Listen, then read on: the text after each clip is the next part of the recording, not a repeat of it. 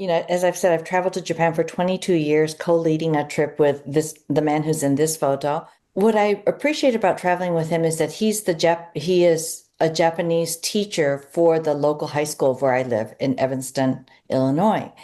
And we always take our students to temples, gardens, and to places that are quintessentially Japanese and traditional, as well as to modern and new, flashy lights, team lab kinds of places. And he's a very contemplative person.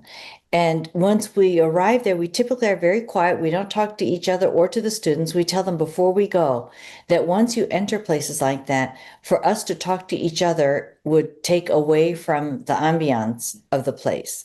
And if you are to enter a headspace and an emotional space in which you can commune with the nature that's there, then you need to be focused on what you are doing and what you are thinking and feeling. And I was walking by and I noticed him sitting there squarely, virtually right in the middle of that opening.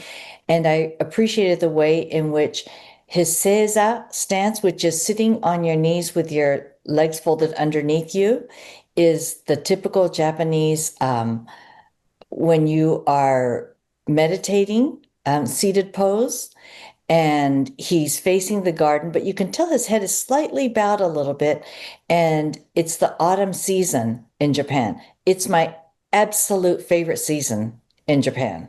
Autumn is when you can feel the changing of the seasons, and Japan is a country in which seasons are so important that everything from your attire, the views, but also the foods that you eat, the gifts that you buy, the you saw the little temple piece that was in my book that showed the autumn scene. Seasons drive how we think of the passage of time in Japan.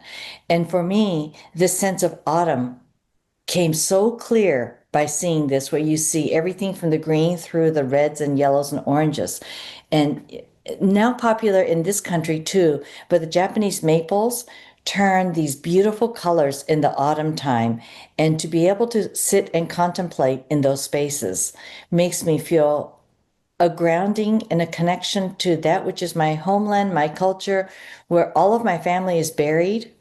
And to be able to stay connected with my home